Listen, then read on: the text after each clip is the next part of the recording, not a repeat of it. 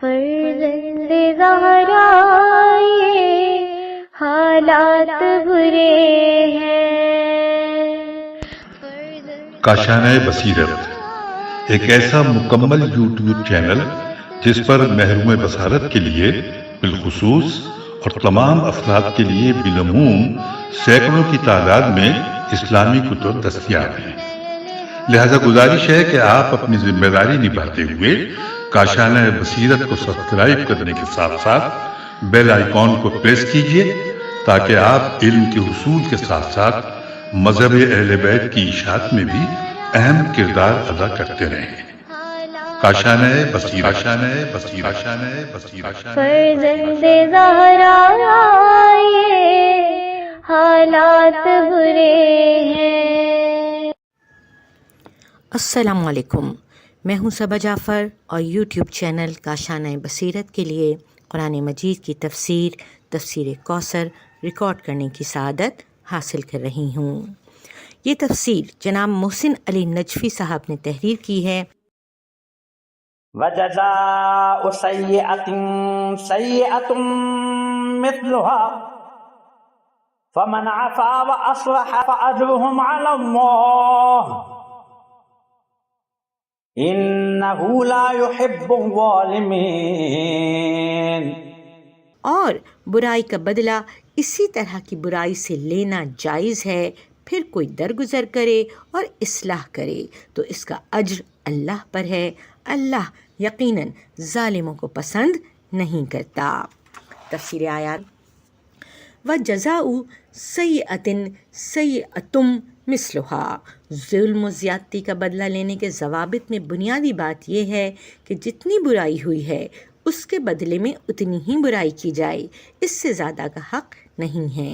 برائی کا بدلہ برائی نہیں ہے، اسے برائی اس لیے کہا ہے کہ جس سے بدلہ لیا جاتا ہے اس کے لیے برائی ہے، اس کے لیے بدلہ نہ لینا بھلائی ہے۔ یہ اسلام کے عادلانہ نظام کا ایک اہم ترین قانون ہے کہ ظلم کا بدلہ لینا جائز قرار دیا، اس پابندی کے ساتھ کہ بدلے میں زیادتی نہ ہو۔ فمن عفا و اصلح فاجرها علی اللہ، اگر بدلے کی جگہ عفو اور درگزر سے کام لیا جائے، و اصلح، اور جس نے زیادتی کی ہے اس کے ساتھ اصلاح کی جائے۔ دوسری تفسیر یہ ہے کہ اپنا معاملہ اللہ کے ساتھ درست رکھا جائے، لیکن پہلی تفسیر قرین سیاق ہے، یعنی پہلی تفسیر جو ہے وہ زیادہ مناسب معلوم ہوتی ہے۔ فَأَجْرُهُ عَلَى اللَّهِ، تو اس کا اجر اللہ کے پاس یا اللہ کے ذمے ہوگا۔ یہ ایک تفضل ہے، یعنی یہ ایک فضل ہے اللہ کی طرف سے، اور اس سے اللہ کے مقام رحمت کا اندازہ ہوتا ہے کہ وہ اپنے بندوں پر کس قدر شفیق اور مہربان ہے کہ اس درگزر کرنے کا اجر اپنے ذمے لیا ہے۔ اور اگر آپ ظالم سے بدلہ نہیں لیتے اور آپ اس کو معاف کر دیتے ہیں تو پھر اللہ تعالیٰ اس درگزر کرنے پر جو آپ کو اجر و ثواب دے گا وہ خود خدا کے ذمے ہیں، اللہ ہی اس کا اجر عطا کرے گا۔ روایت میں آیا ہے کہ قیامت کے دن منادی ندا دے گا کہ جس کا اجر اللہ کے ذمے ہو وہ جنت میں داخل ہو جائے۔ تو کہا جائے گا کون ہے جس کا اجر اللہ کے ذمے ہے؟ جواب آئے گا جو لوگوں کو عفو کرنے والے ہیں، وہ جنت میں حساب کے بغیر داخل ہوں گے۔ وَمَنِ انتَصَرَ بَعْدَ ظُلْمِهِ فَأُولَئِكَ مَا عَلَيْهِم مِّن سَبِيلٍ، اور جو شخص مظلوم ہونے کے بعد بدلہ لے پس ایسے لوگوں پر ملامت کا کوئی راستہ نہیں۔ تفسیر آیات کہ ظلم کا بدلہ لینا خواہ قصاص کی شکل میں ہو یا دیت کی شکل میں جائز عمل ہے۔ اس جائز عمل پر عمل ہونے کی صورت میں اس کا کوئی مواخذہ نہیں ہے، اخلاقی طور پر قابل ملامت نہیں ہے، قانونی اعتبار سے اس کے بدلے پر کوئی احکام نافذ نہیں ہوتے، نہ قصاص نہ دیت۔ ما علیہم من سبیل، اس آیت میں سبیل سے مراد بدلہ لینے والے کو کسی قسم کی گرفت میں لینے کی کوئی راہ نہیں ہے، یعنی قانونی جواز نہیں ہے، چونکہ اس نے ایک جائز کام کیا۔ اگرچہ بدلہ نہ لینا بہتر تھا، تاہم بدلہ لینا جائز کام ہے۔ انما السبیل علی الذین یظلمون الناس ویبغون فی الارض بغیر الحق أولئك لهم عذاب أليم. ملامت تو بس ان لوگوں پر ہے جو لوگوں پر ظلم کرتے ہیں اور ملک میں ناحق زیادتی کرتے ہیں، ایسے لوگوں کے لیے دردناک عذاب ہے۔ تفسیر آیات: انما السبیل، قانونی گرفت کی راہ دو قسم کے لوگوں کے خلاف ہے۔ الف، یظلمون الناس، جو لوگوں پر ظلم کرتے ہیں، ظلم خواہ ایک فرد پر ہو یا بہت سے لوگوں پر ہو، ہر صورت میں مظلوم کی داد رسی ہوگی۔ وَيَبْغُونَ فِي الْأَرْضِ، دوسرے وہ لوگ قانونی گرفت میں آ جائیں گے جو زمین میں فساد پھیلاتے ہیں، اپنی حد میں نہیں رہتے، امن عامہ متاثر کرتے ہیں، دوسروں کی حدود میں مداخلت کرتے ہیں۔ یبغون کے ساتھ فی الارض کے قید سے یہ بات سامنے آتی ہے کہ یبغون سے مراد وہ زیادتی ہے جس سے معاشرہ متاثر ہوتا ہے۔ یہ فساد فی الارض ہے جس کا حکم سورہ مائدہ آیت نمبر 33 میں آیا ہے۔ اولئک لہم عذاب علیم، دنیا میں قانون کی گرفت میں آنے کے ساتھ آخرت میں دردناک عذاب میں بھی مبتلا ہوں گے۔ وَلَمَن صَبَرَ وَغَفَرَ إِنَّ ذَلِكَ لَمِنْ عَزْمِ الْأُمُورِ، البتہ جس نے صبر کیا اور درگزر کیا تو یہ معاملات میں عزم راسخ کی علامت ہے۔ تفسیر آیات: ظالم کی طرف سے ظلم صادر ہونے اور اسے سہنے پر مجبور ہونے کے بعد اگر مظلوم کو ظالم پر بالادستی حاصل ہو جاتی ہے اور اپنا جائز بدلہ لینے پر وہ قادر ہو جاتا ہے تو جذبہ انتقام کو دبانے پر صبر سے کام لیتے ہوئے اگر وہ معاف کر دے تو یہ کام آسان نہیں ہوگا۔ ان ذالک لمن عزم الامور، جذبہ انتقام پر قابو پا لینا ایک ہمت طلب کام ہے جو عام لوگوں کے بس میں نہیں ہوتا، اس لیے اس جذبے سے ہاتھ اٹھانے کے لیے ایک طاقتور عزم کی ضرورت ہے۔ حدیث میں آیا ہے، بردباری کی تلخی انتقام کی تلخی سے زیادہ شیریں ہیں۔ وَمَن يُضْلِلِ اللَّهُ فَمَا لَهُ مِن وَلِيٍّ مِّن بَعْدِهِ وَتَرَى الظَّالِمِينَ لَمَّا رَأَوُا الْعَذَابَ يَقُولُونَ هَلْ إِلَىٰ مَرَدٍ مِّن سَبِيلٍ، اور جسے اللہ گمراہ کر دے تو اس کے بعد اس کے لیے کوئی کارساز نہیں ہے، اور آپ ظالموں کو دیکھیں گے کہ جب وہ عذاب کا مشاہدہ کریں گے تو کہیں گے کیا واپس جانے کا کوئی راستہ ہے؟ تفسیر آیات: وَمَن یُضْلِلِ اللَّهُ، جب کوئی شخص حق پہچان لینے کے بعد باطل پر ڈٹ جاتا ہے یا قبول حق کی اس میں سرے سے آمادگی نہیں ہے، اس کی وجہ اس کے مفادات باطل کے ساتھ وابستہ ہونا ہو سکتی ہے، اس صورت میں اللہ اسے اس کے حال پر چھوڑ دیتا ہے۔ جب سرچشمہ ہدایت اس سے ہاتھ اٹھا لے تو کوئی اور کارساز اس کی کارسازی نہیں کر سکتا۔ وَتَرَى الظَّالِمِينَ، ظالم جب عذاب کا مشاہدہ کریں گے تو بچنے کی آرزو ضرور کریں گے، اور اس کی صرف ایک صورت ان کے ذہن میں آتی ہے، واپس دنیا میں جانے کی صورت بنی تو وہ سارے اعمال صالح بجا لائیں گے جو یہاں کے لیے ضروری ہیں، لیکن انہیں بعد میں علم ہو جائے گا کہ واپسی بھی ناممکن ہے۔ وَتَرَاهُمْ يُعْرَضُونَ عَلَيْهَا خَاشِعِينَ مِنَ الذُّلِّ يَنظُرُونَ مِن طَرْفٍ خَفِيٍّ وَقَالَ الَّذِينَ آمَنُوا إِنَّ الْخَاسِرِينَ الَّذِينَ خَسِرُوا أَنفُسَهُمْ وَأَهْلِيهِمْ يَوْمَ الْقِيَامَةِ أَلَا إِنَّ الظَّالِمِينَ فِي عَذَابٍ مُقِيمٍ۔ اور آپ دیکھیں گے کہ جب وہ جہنم کے سامنے لائے جائیں گے تو ذلت کی وجہ سے جھکے ہوئے اور نظریں چرا کر دیکھ رہے ہوں گے، اور اس وقت ایمان لانے والے کہیں گے کہ خسارہ اٹھانے والے یقیناً وہ ہیں جنہوں نے آج قیامت کے دن اپنے آپ کو اور اپنے گھر والوں کو خسارے میں ڈالا۔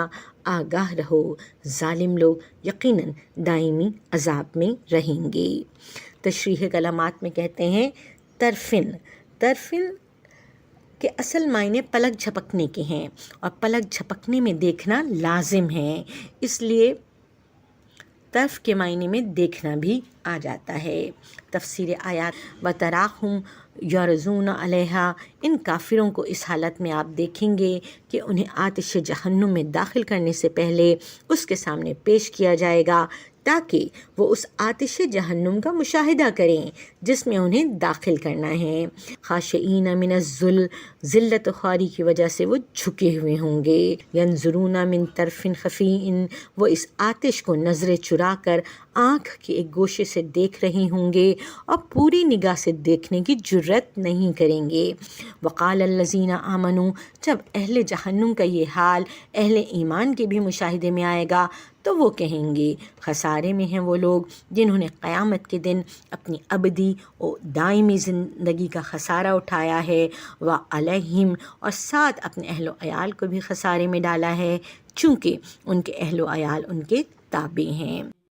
وما كان لهم من أولياء ينصرونهم من دون الله ومن يضلل الله فما له من سبيل، اور اللہ کے سوا ان کے ایسے سرپرست نہ ہوں گے جو ان کی مدد کریں، اور جسے اللہ گمراہ کر دے بس اس کے لیے کوئی راہ نہیں ہے۔ تفسیر آیات وَمَا لَهُم مِّنْ أَوْلِيَاءَ، انہیں اس خسارے سے نکالنے کے لیے اللہ کے علاوہ ان کا کوئی مددگار بھی نہ ہوگا۔ اللہ کی مدد تو ان لوگوں نے ہاتھ سے دے دی اور کفر پر ڈٹ جانے کی وجہ سے اللہ نے انہیں گمراہی میں ڈالے رکھا۔ وَمَن يُضْلِلِ اللَّهُ، اور یہ بھی اپنی جگہ واضح ہے جسے اللہ ہدایت نہ دے اسے کسی اور سے ہدایت نہیں مل سکتی۔ استجیبوا لربکم من قبل ان یأتی یوم لا مرد له من اللہ ما لکم من ملجأ یومئذ وما لکم من نکیر۔ اپنے پروردگار کو لبیک کہو اس سے پہلے کہ اللہ کی جانب سے وہ دن آ جائے جس کے ٹلنے کا کوئی امکان نہیں۔ اس دن تمہارے لیے نہ کوئی پناہ گاہ ہوگی اور نہ ہی انکار کی کوئی گنجائش ہوگی۔ تفسیر آیات استجیبوا لربکم، اپنے مالک کے ہر حکم پر لبیک کہو۔ دنیا کی اس زندگی میں ابھی فرصت تمہارے ہاتھ میں ہے، اللہ کے حکم کی تعمیل کر کے اپنے آپ کو قیامت کے خطرات سے بچا سکتے ہو۔ من قبلی ان یاتی یوم، جب قیامت کا دن آئے گا تو تم عذاب کو اپنے سے ٹال نہیں سکتے۔ ما لکم من ملجأ، نہ اس عذاب سے بچنے کے لیے کوئی پناہ گاہ میسر آئے گی، چونکہ اس دن اللہ کی اجازت کے بغیر کوئی جنبش تک نہیں کر سکتا۔ وما لکم من نکیر، انکار کی بھی کوئی گنجائش نہ ہوگی چونکہ خود عمل سامنے آئے گا اور خود اس کے اعضاء بھی گواہی دے رہے ہوں گے۔ فَإِنْ أَعْرَضُوا فَمَا أَرْسَلْنَاكَ عَلَيْهِمْ حَفِيظًا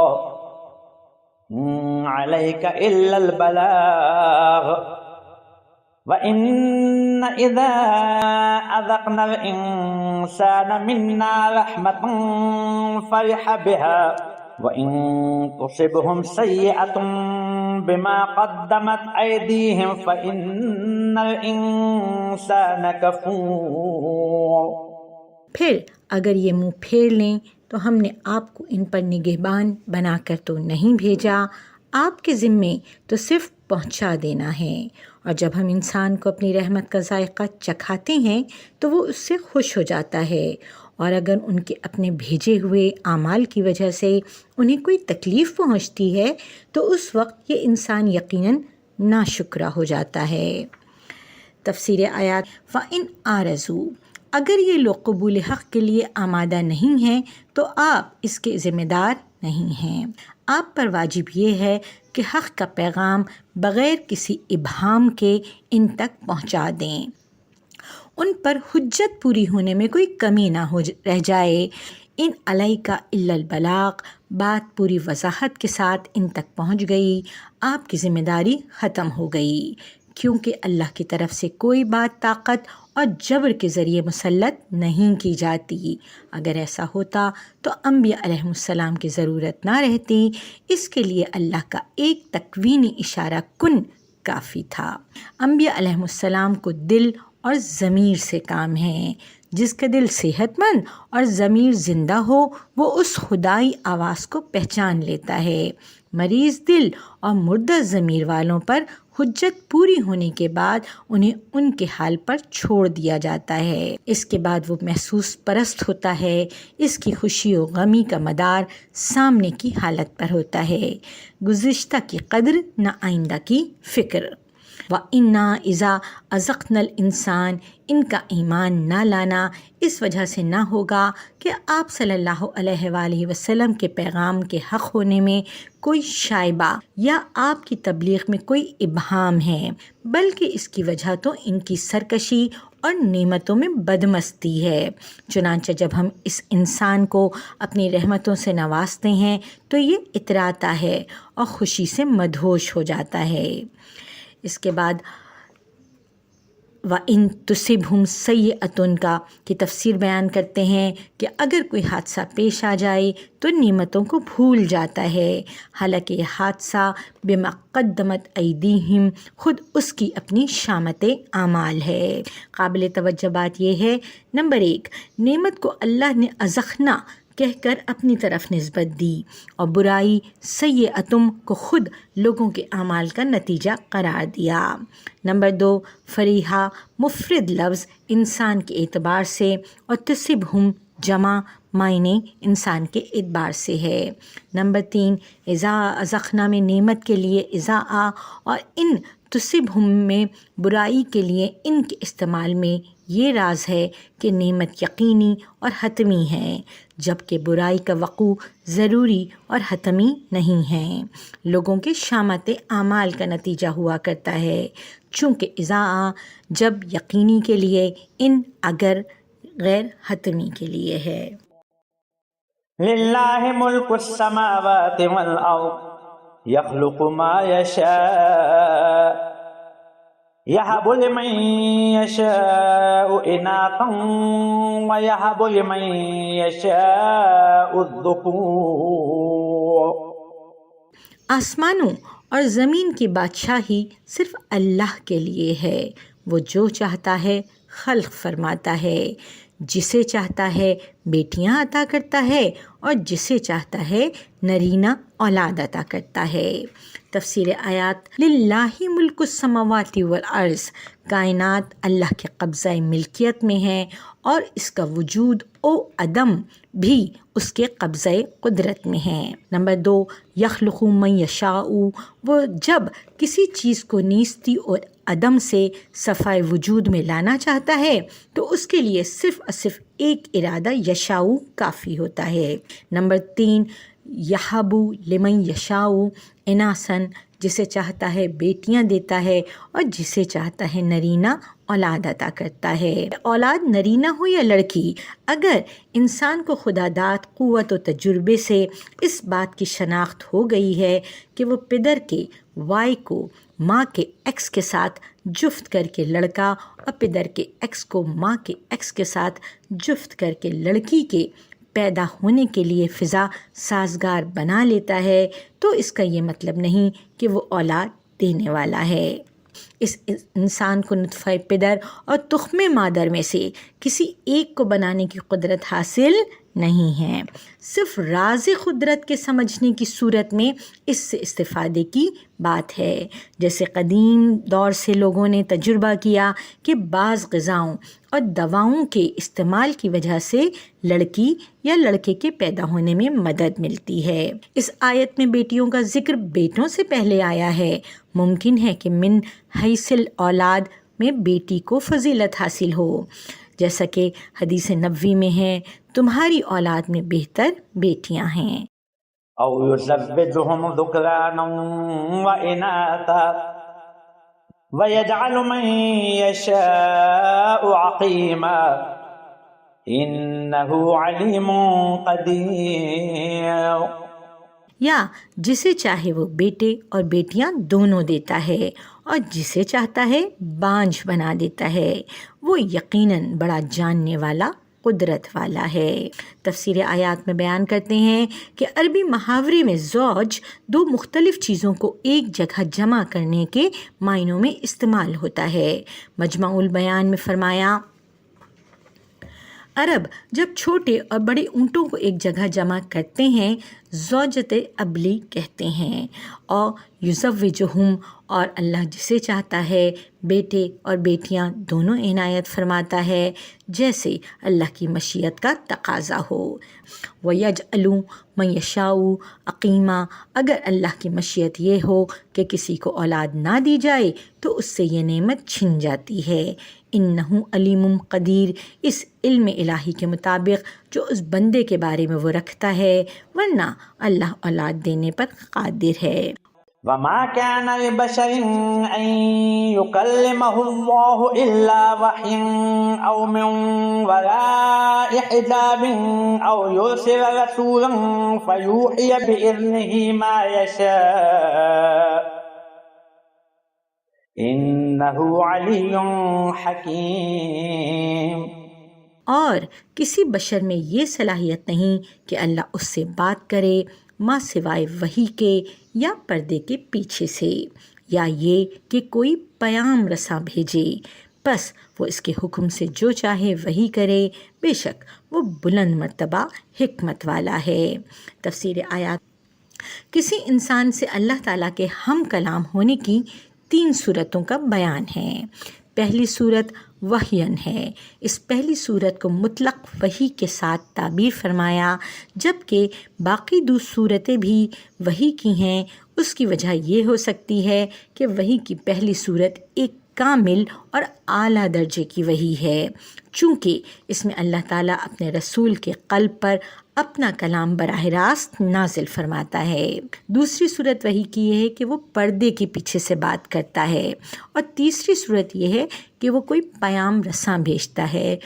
زرارہ کہتے ہیں کہ میں نے امام جعفر صادق علیہ السلام سے رسول اللہ صلی اللہ علیہ وآلہ وسلم پر وحی کے نزول کے وقت طاری ہونے والی غشی کے بارے میں پوچھا تو فرمایا امام جعفر صادق علیہ السلام نے کہ یہ غشی اس وقت طاری ہوتی تھی جب آپ کے اور اللہ کے درمیان کوئی نہیں ہوتا تھا، جب اللہ تعالیٰ رسول کے لیے تجلی فرماتا تھا۔ پھر فرمایا اے زرارہ یہی نبوت ہے۔ پھر امام خشوع کی حالت میں آ گئے۔ دوسری صورت پس پردہ کلام کرنا ہے۔ یہاں پردے کا وحی میں کوئی دخل نہیں ہے۔ پس پردہ کلام کرنا بھی وحی ہے، مگر وہ وحی بالحجاب ہے، مثلاً درخت کے ذریعے کلام کرنا یا خواب میں حکم الہی کا ملنا، یہ وحی بالحجاب میں شامل ہے۔ تیسری صورت میں اللہ تعالیٰ اپنے قاصد فرشتے کے ذریعے اپنے بندے سے ہم کلام ہوتا ہے، یہ بھی وحی ہے، مگر اس میں قاصد کا وحی پہنچانے میں دخل ہے۔ فیوحی بِإِذْنِهِ، یہ فرشتہ از خود نہیں آتا، اذن خدا سے وحی نازل کرتا ہے۔ وحی کے بارے میں تفصیل کے لیے مقدمہ تفسیر کی طرف رجوع فرمائیے۔ وَكَذَلِكَ أَوْحَيْنَا إِلَيْكَ رُوحًا مِّنْ أَمْرِنَا مَا كُنْتَ تَدْرِي مَا الْكِتَابُ وَلَا الْإِيمَانُ وَلَكِنْ جَعَلْنَاهُ نُورًا نَهْدِي بِهِ مَن نَّشَاءُ مِنْ عِبَادِنَا وَإِنَّكَ لَتَهْدِي إِلَى صِرَاطٍ مُّسْتَقِيمٍ صراط اللہ الذی لہ ما فی السماوات وما فی الارض الا الی اللہ تصیر الامور۔ اور اسی طرح ہم نے اپنے امر میں سے ایک روح آپ کی طرف وحی کی ہے۔ آپ نہیں جانتے تھے کہ کتاب کیا ہے اور نہ ہی ایمان کو جانتے تھے، لیکن ہم نے اسے روشنی بنا دیا جس سے ہم اپنے بندوں میں سے جسے چاہتے ہیں ہدایت دیتے ہیں، اور آپ تو یقیناً سیدھے راستے کی طرف رہنمائی کر رہے ہیں، اس اللہ کے راستے کی طرف جو آسمانوں اور زمین کی سب چیزوں کا مالک ہے۔ آگاہ رہو، تمام معاملات اللہ ہی کی طرف رجوع کرتے ہیں۔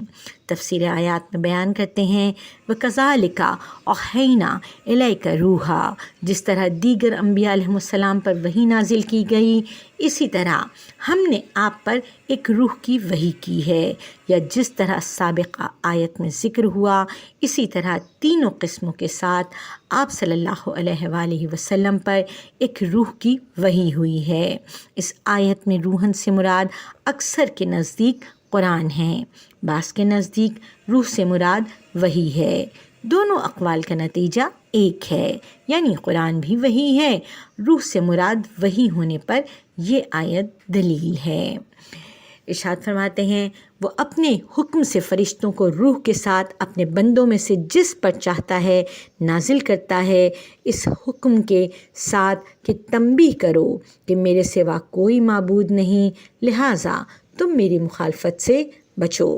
اس آیت میں روح کی تفسیر انذرو ہے، لہٰذا روح وہی انذار ہے، البتہ اس انذار کی بنیاد کلمہ توحید ہے۔ نمبر 2، من امرنا، اس وحی کا تعلق عالم امری سے ہے اور وحی کا نزول اسی عالم سے ہوتا ہے۔ امر خدا ارادہ خدا ہے، کل کائنات کی ایجاد و بقا ارادہ الہی سے مربوط ہے، جس کے نفاذ میں کوئی چیز حاصل نہیں ہوتی۔ سورہ یاسین کی آیت کا ایک سیکنڈ لاسٹ آیت کا ترجمہ بیان کرتی ہوں۔ جب وہ کسی چیز کا ارادہ کر لیتا ہے تو بس اس کا امر یہ ہوتا ہے کہ ہو جا، بس وہ ہو جاتی ہے۔ انما امرہ اذا اراد شیئا ان یقول لہ کن فیکون، پس وہی اللہ تعالیٰ کے فیصلے سے نازل ہوتی ہے۔ نمبر 3، ما کنتا تدری مل کتاب، اس کتاب کے مندرجات اور ایمان کی تفصیل آپ اللہ تعالیٰ سے قطع نظر بذات خود نہیں جانتے تھے، جو کچھ آپ جانتے ہیں وہ اللہ کی طرف سے وہی ہے۔ واضح رہے 40 سال کے بعد اعلان رسالت سے بہت پہلے آپ صلی اللہ علیہ وآلہ وسلم نبوت پر فائز تھے اور وحی کا تعلق نبوت سے ہے۔ کنت نبیا و آدم بین الماء و تبین کے تحت آپ صلی اللہ علیہ وآلہ وسلم کی نبوت کی ابتدا بشر کو معلوم نہیں۔ اعلان رسالت اور نبوت میں فرق بیان کیے بغیر یہ کہنا کہ حضور نبوت سے پہلے کچھ نہیں جانتے تھے اور نبوت سے مراد اعلان رسالت و بعثت لینا نہایت غیر ذمہ دارانہ بات ہے۔ ولیکن جعلناہ نوراً، اس روح کو نور سے تعبیر فرمایا۔ یہ وہی جہاں حیات آفرین ہے وہاں منزل تک پہنچنے کے لیے نور بھی ہے۔ وَإِنَّكَ لَتَهْدِي إِلَى صِرَاطٍ مستقیم، اس جملے میں اس بات کی بھی وضاحت فرمائی کہ اے نبی آپ لوگوں کو منزل تک پہنچانے کے لیے رہنمائی فرماتے ہیں۔ اس سے نصاب پورا ہو جاتا ہے کہ وہی حیات آفرینی کے ساتھ منزل کی طرف جانے کے لیے روشنی فراہم کرتی ہے، اور منزل کا تعین کرنے کے لیے ہدایت کا کام رسول اللہ انجام دیتے ہیں۔ صراط اللہ الذی، اس صراط مستقیم کی وضاحت ہے جس کی رسول اللہ نے رہنمائی فرمائی ہے، وہ اس کا صراط ہے جس کا قبضہ قدرت میں کل کائنات ہے۔ یہ وہ راستہ ہے جس کے علاوہ نجات کا کوئی اور راستہ نہیں ہے۔ نمبر 7، الا الی اللہ تسیر الامور، یہ اللہ کے کل کائنات کا مالک ہونے کا لازمی نتیجہ ہے۔ جب کائنات کا مالک صرف اللہ ہے تو تمام مملوک کا انجام اس کے مالک کے ہاتھ میں ہے۔ وآخر الدعوانا ان الحمد للہ رب العالمین۔ یہاں پہ سورہ شورا کی تفسیر ہم مکمل کرتے ہیں۔ اس کے بعد انشاءاللہ ہم اگلی سورہ جس کا نام سورہ زخرف ہے، جو کہ نمبر وائز 43 نمبر کی سورہ ہے، ہم اس کی تفسیر بیان کرنے کی انشاءاللہ سعادت حاصل کریں گے انشاءاللہ۔